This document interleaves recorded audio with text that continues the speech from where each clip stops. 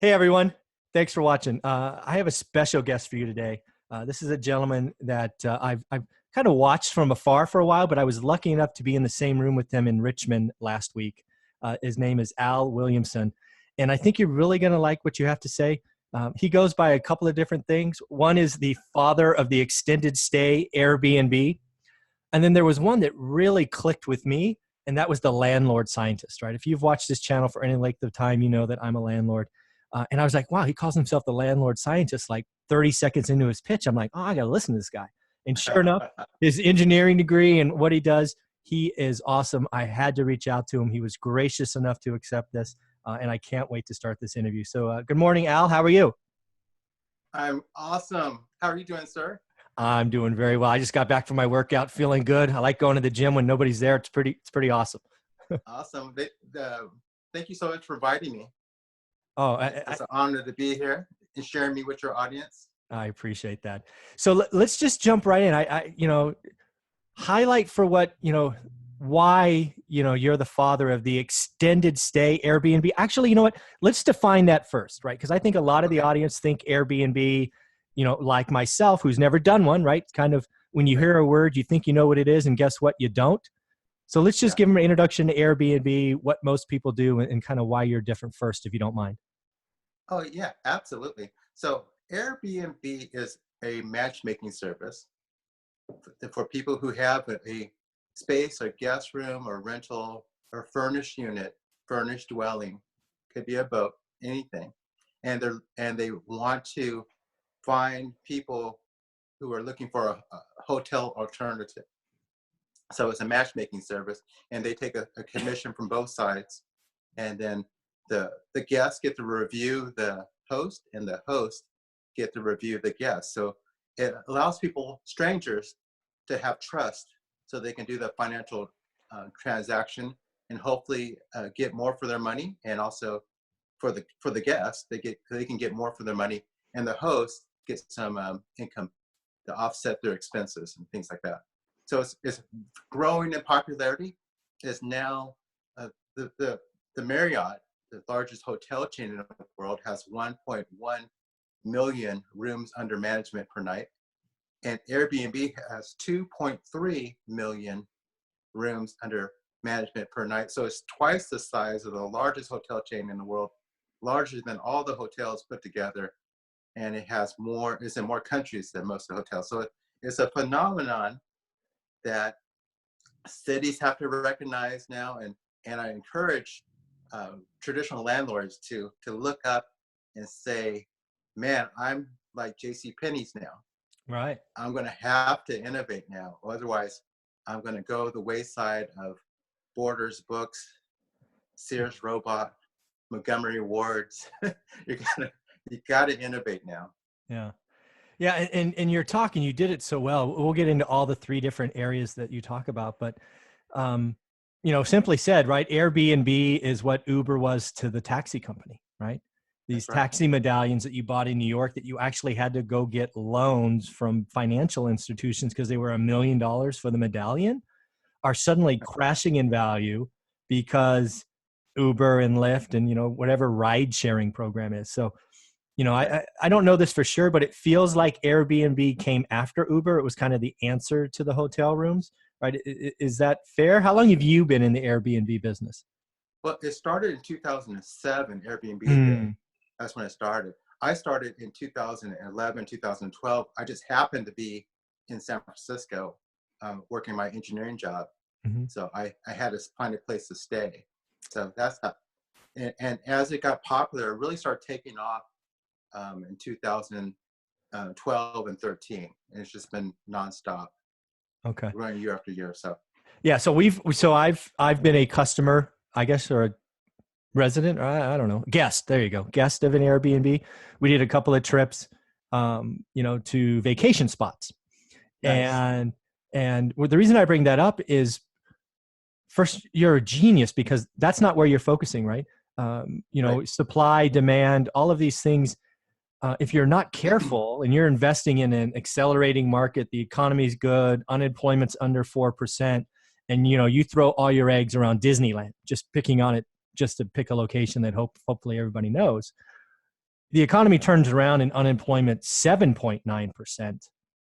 Yeah, Suddenly these vacation spots are, I don't know, 60% less, 40%, whatever it is. People are taking that discretionary income and doing something else, and it's not right. going to Disneyland. So um, I think we need to define for folks, Airbnb, if you look at it through the appropriate lenses, is not just a vacation, 2, 3, 4, even 5 night stays, right? You can look at Airbnb in lots of different ways. And, hence your extended stay, father of extended stay. Why don't you kind of paint the vision of, hey, if you do it by day, you kind of here, and then, why you looked at through your, we don't have the charts now, but I think you can do a good example of how the Oh numbers yeah, look. yeah, yeah.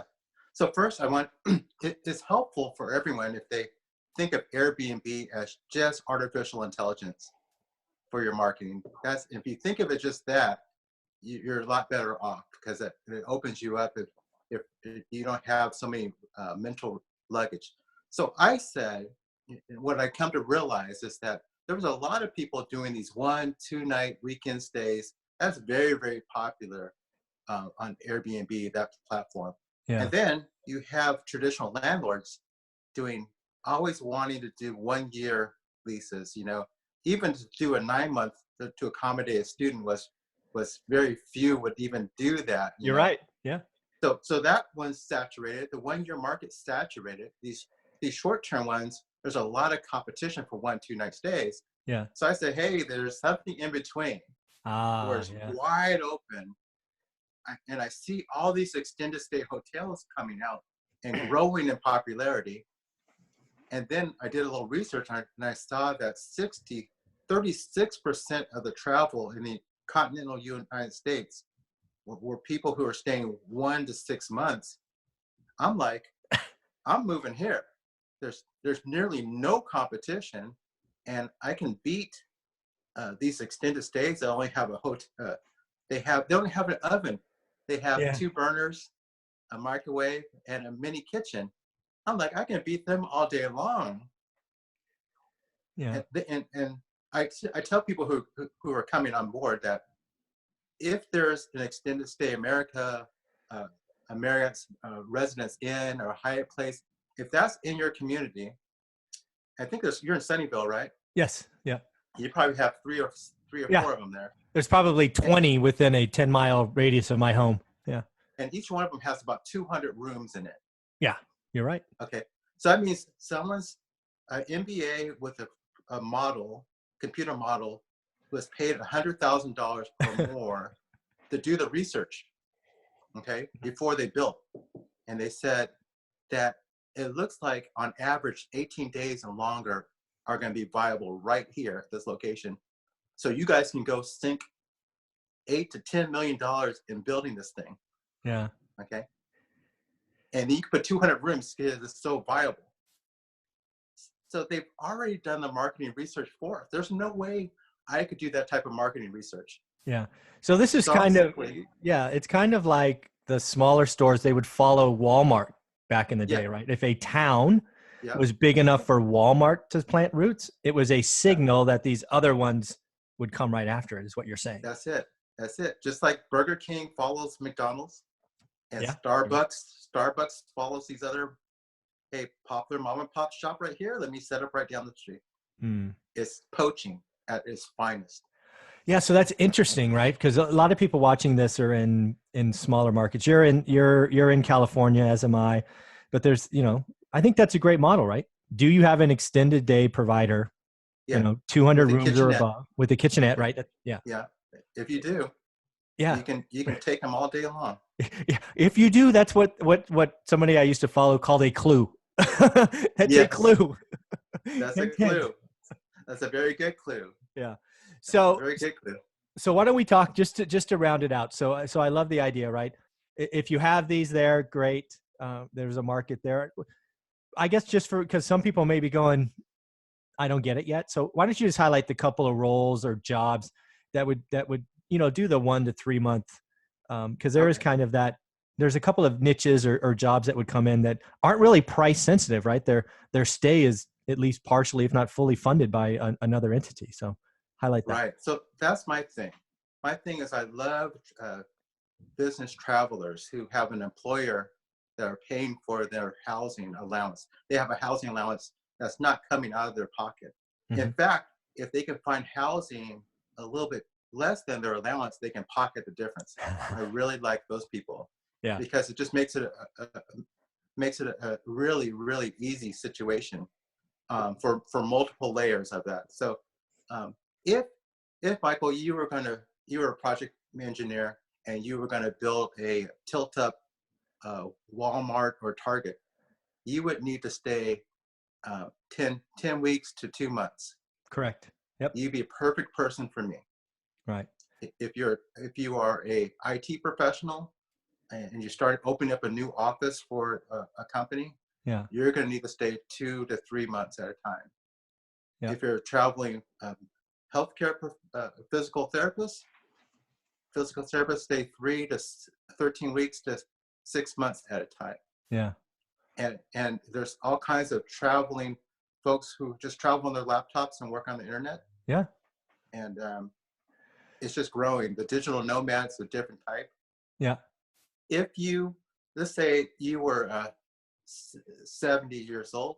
Yeah. And where you're living is probably a $3 or $4 million because it's run up in price. and you decide to downsize and you buy a place up in the foothills. Yeah. For like a $200,000. You need a place in between. When you sell your house, you need a place to kind of stage yourself before you go buy the next place. Right. So that's temporary housing, and that could be 2 months to 3 months. All these things are just growing. There's no way to classify all of them because construction workers who are building transportation projects like I used to do. Yeah. If you're doing a bridge across a freeway, that's a year. Yeah, I love people who look at a market and they go, where are less fish, right? Fish is competition in my analogy, right? When people think Airbnb, it is, to call it a hot topic would probably be an understatement. However, I don't know, 90% of the people talking about it are doing vacation rentals or at least nightly stays. Yeah. What you have done is, wow, can I take this market, which is all positive, right? All the marketing momentum, all the right. the stuff that comes with that. And how can I squeeze the most profit out of this? And you're like, you know what? There is that market between the dailies or weekends, the 3-night minimums or whatever they are, and the landlords like I am, right? I sign up for yearly lease. If you're really good, I certainly will do a 9-month lease, but most don't. And, it's a genius move, what you've done. So I applaud you. That, really got my attention. I was like, God, this guy's figured it out. Can we talk about landlords for a second? I would love to. When I look at a net income basis, I said one of these short-term rentals was equivalent to the net income of 3 similar houses. Yeah. And I need to pay less taxes, less maintenance. Maintenance really gets you. Yeah. Okay. Oh, man, the turns, man. Really yeah. And less risk. Yeah. Easier to manage. Don't need a management company. Yeah. So on these multiple levels, and also I can make the place look better. I'm right. Because I believe your rentals are a physical representation of yourself. Yeah. I take it to I'm extreme on that. And I'm like, I can be proud of this asset because I can fund my reserves now because I'm not always wiped out by a water heater or a roots getting into the sewer line, those types of things. So I said it was more efficient on a net income basis. It's easier to manage, and there's nearly, I'm the Circus Olay of it. There's no competition. Yeah.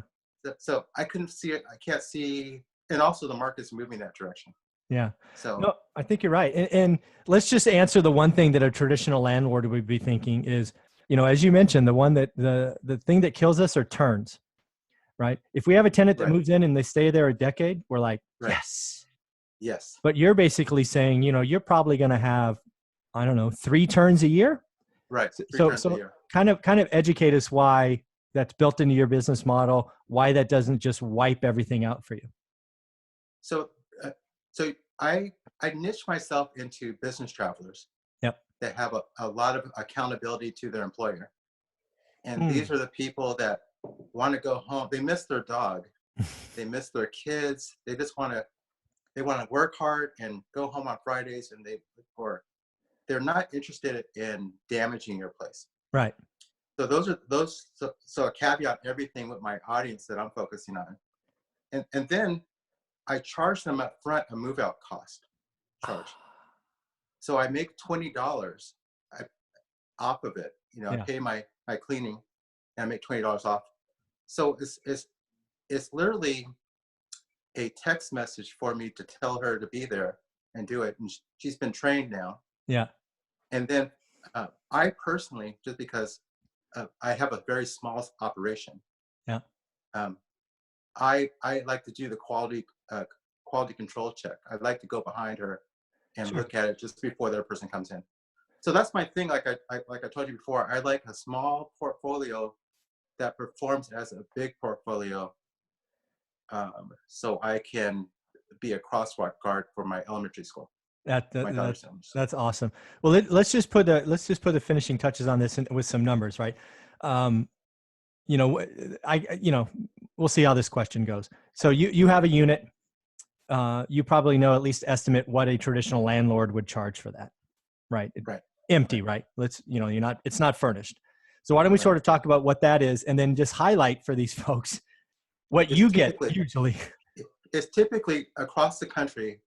It's typically $1,000 of net income per month. You can expect that. Yeah. So if you're renting for, a traditional landlord like myself is getting $1,200 for a house. Yeah. If you furnish it and then do an Airbnb for these monthly rentals, you're probably getting $3,000, $2,800. Let's have a big conversation about that. Sure. Okay. Because it's gonna vary. If you were able to market it compatible to 2 hotel rooms, then you're going to have a bigger margin. So first you need to know that. Got it. And then say, okay, I'm going to market this to a traveling group of professionals. Right. Instead of 2 hotel rooms and 2 per diems that they get paid for, I'm going to pitch to a company. So I'm going to take 1 per diem, and that company is going to make pocket that. Then you can make a lot more than if you rented it out as a house to for grandma and everybody to stay at. Yeah. So that's the first thing, is how you market it. But the spreads are significant. That's what based off of how much more a landlord should expect $1,000 of net income in addition to what they make right now. Yeah. And again, what you're doing is you're going, I'm going to focus on a sliver of what I'll call the Airbnb market, right? Most of the people looking at Airbnb rentals are not your customer, but you're okay with that. You don't get confused, I'm okay with that. Right? You want to take I don't know what you want to call it, creme de la creme. The people are going to stay 30 days plus. They got a per diem from a company, so it's not really their money. You want multiple people coming so they can pool 2 hotel rooms that are, I don't know, 600 square feet and 2 beds that have been slept in by hundreds of people to, come to a nice house and have their own restrooms. It's a genius move. Well, it's even, I want to, not the nitpick, but this is really important for me to share with you and your audience. I don't compete against Airbnb hosts. Yes. I compete against Extended Stay America is the enemy. Residence Inn is my arch enemy. I price myself based off of them, and those other folks don't even matter. I optimize myself and market myself trade against that box. Yeah, so that's where the landlord scientists come in, right? You have picked your arch nemesis, your competitor, whatever you want to call that, right? And you stay. I hate them. You hate them, as you should. Right? If you're in the competition, you should try to crush them. I'm going to crush them. That's awesome. So, anything else you want to sort of highlight about what you're doing today, kind of in your business? Because I'd like to kind of rewind the clock and talk about what you were doing before this, but I want to make sure we cover this adequately. Oh, so one of the interesting things, especially in a market that's unaffordable, either you can't come up with the money or the numbers don't make sense as far as to buy as a rental, because just the numbers don't pencil. Yeah. but people are buying anyways, overheated market. Yeah. Then I realized that, hey, there's so much more money to be made on top of what a landlord makes. On top of, I can pay a landlord their rent and still make a lot of money by converting it into one of my type of rentals. Sure. So Yeah. that swung up, opened a big door for me once I came to that mindset that I just need to control the asset to get the cash flow. I didn't have to own it if it wasn't in my best interest to own it. Yeah. So that put me into this unlimited income mindset. Yeah. And I believe I recall you called that arbitrage in your talk. Right. Right.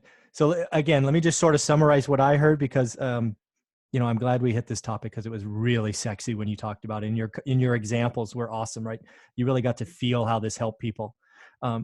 You basically go into a market, wherever you are, you secure an asset that would be in demand for your niche, right? The monthly stays, the Right. nurses, the construction workers, whatever. So you're selecting Yeah. an asset that works, right? It doesn't work on Right. every asset. So let's just take Right. that off the table. Then what you do is you basically go control that asset. In theory, you could sign Right. a lease with a landlord, right? Right. And it's now a vacant property. You then go in, a couple of $1,000s and furnish it, put a sofa, a bed, dishes, whatever Right. you need to put in. And then you go market it to your market, which we've already talked about is a premium on top of just a traditional landlord. And that That's spread correct. is your Yeah. arbitrage. It's my arbitrage. Yeah. Absolutely. Without the maintenance cost. Yeah. I'm, Yep. yeah. The ability to create monthly cash flow almost out of thin air is pretty cool. Well, it is out of thin air. Yeah. Yeah. Because right now there's no need to borrow the money for it anymore. Yeah.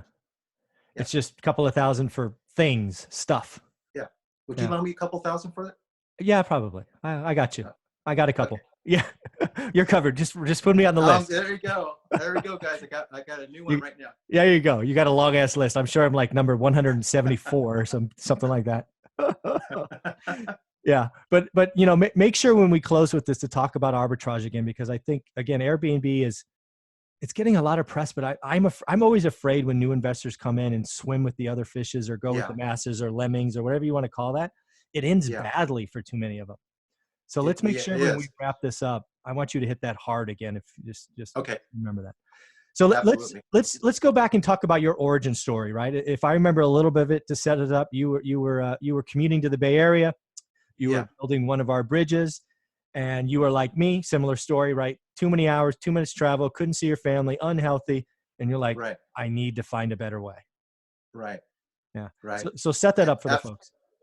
So I had it started a little bit before that. I had been building this short-term rental business as I was doing that, but I had a master's in civil engineering. So therefore, for me to get that significance, I needed to have an employer pay me a lot of money. That was the only way to get significance. Yeah. So I had this big old title. I was working on one of the most prestigious bridges in Northern California. Yeah, you were. Yeah. I was getting all that and just killing myself. I literally was, my education and my profession had become like shackles to me. Yeah. And unnecessarily, because I was building up my short-term rental portfolio. So it got to the breaking point for me when I gained too much weight, and I was I feeling the stress on my chest and everything. I was always in traffic, stuck. My neck was always aching, and then my daughter was failing algebra. Oh, that hits you hard. I was considered successful outside of my home. Mm-hmm. Come to my home, and I was failing as a father. At least that's what I thought. Yeah. So it got to the breaking point, and it really brought this thing into focus. I was doing my landlord science all along. That's how I realized the extended stays. But yeah, and they allowed me to have more money than just to maintain the properties, because I had mortgages on them. Right. So I had extra, and when I had enough real, because these were 8 units at the time, just an 8-plex. Okay. Just 8 units. And I realized that I was I was able to cover my family's basic expenses. We can go vacationing Uh-huh. with just the passive coming off of these short-term rentals. Right. That there's no need for me to be going to these jobs. Yeah. So that happened, but it started back in '96, and Okay. it started me realizing that really landlords weren't making the money that I was thinking, Yeah. and that led me to the landlord science type. I need to experiment, Yeah.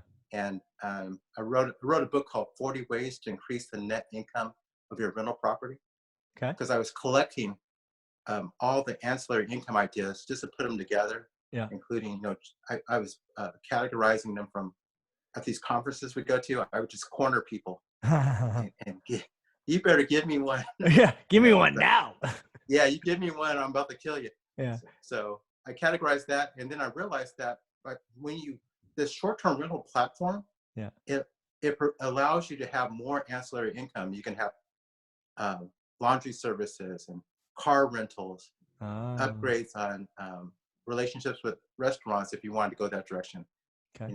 All these upgrades that you can have. And I'm like, that is where the focus is. So that's why I really threw my hat in the ring when it became so clear to me that short-term rentals and really being connected to the internet was the way to go. Now, if you look at the future, if I was to pivot and look at the Yeah. future Please. landlord, the whole who's the landlord and who's the tenant is blurring. The line between them is blurring, and people, well, there's some folks, especially younger folks, are saying, well, why do I have to stay at this rental? Why can't I stay 3 months here, 3 months on that, and your other rental, Yeah. and 3 months on the other side of town? Because they're all your rentals. Why can't I just have a Bounce around. passport Yep. lease? Ah, passport lease. Oh, crazy. Okay. And then you got this artificial intelligence coming with matchmaking compatibility, Yeah. and you put those things together, and you're going to see how people who can't afford things because they may be priced out of the market Yeah. can now afford it, and they can live with people that they enjoy living with, and they can get the variety, they can live the lifestyle that they want. So that is definitely the future we're heading to, whether we like it or not. Yeah.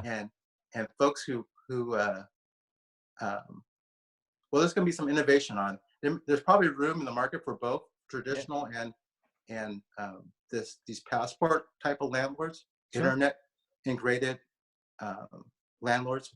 Yeah. Um, but you don't need what I'm sharing with you is you don't need a lot of these new type of rentals Yeah. to meet your financial objectives Yeah. Yeah. You got there with 8 again. with 8. Yeah. Yeah. So if you have 8, if you convert it over, you're done. If you're just starting out and you go, can I tell you a quick story? Please. in, in, in Africa, they with regular phones, they weren't able to have phone between different villages because of the terrain and Uh-huh. stretching the wires out, right? But when cell service came, they set up an antenna here, set up an antenna there, Yeah.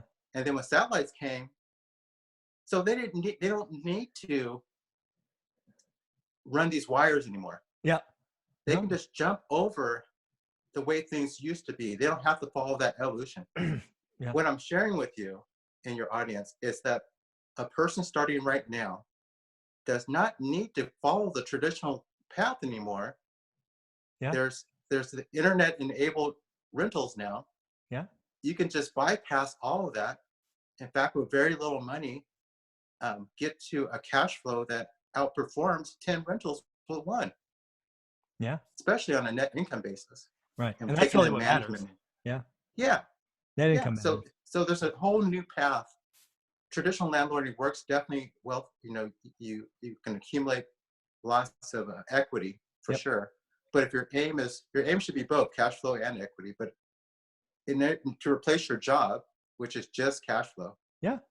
you can just bypass everything and just go to one of these type of rentals. There's no question. At the end of the day, we spend off our income statement, right? Having an impressive equity position on your balance sheet, may be fun to talk about at a party, but it doesn't pay the bills, right? Yeah, it doesn't help your family Exactly. It right doesn't now let you be unless the you crossing liquidate it. guard.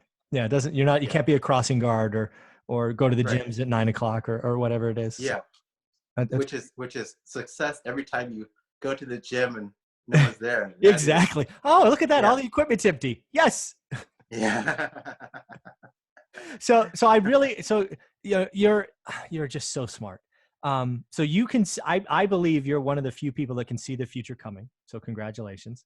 thank you. I am curious, given what you see and knowing that you're comfortable now, what would you be doing? So I guess two things.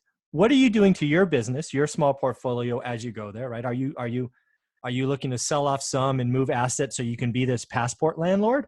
Or you're like, nope, I'm good. I got my nut covered, but I'm going to help others get there. Or, Yeah. what do you see 3 to 5 years out for you and then maybe for others? Well, my objective now is to retire my children. So I'm working on And I'm how working old are on they? there's one's 8 and one's 16. You're retiring your So I'm children at working 16. in their Awesome. IRAs and their Yeah. that's what I'm doing. So and of course, um, I'm blessed enough to be in a position where my like I was telling you before, my focus is to when there's a disaster, when people need help, that I can use my engineering background and my leadership skills that I'm always trying to grow. I'm Yeah. always working on that to to help people that can't help themselves or are devastated. Mm-hmm. So that allows me to live my childhood fantasy of being a superhero in Yes. a in a Prius. Yeah. Superhero in a Prius. I love it. So that on laptop. So in right now, I see the market changing. Yeah. Okay. I see it's going to be a time to start buying assets for me. Yeah. And one thing I've always focused on is networking with people when I go to these events, and especially helping them invest in their retirement funds. Mm-hmm. Because when the market goes down, the banks don't want to loan. Yep. I've been through, this is my third. This will be my fourth time going through the down cycle. Yeah. So I want enough people that I know who have who think I have integrity enough to loan me money. Yeah. When things are down, and start buying up things. Yeah. So that's just on that topic before you go on.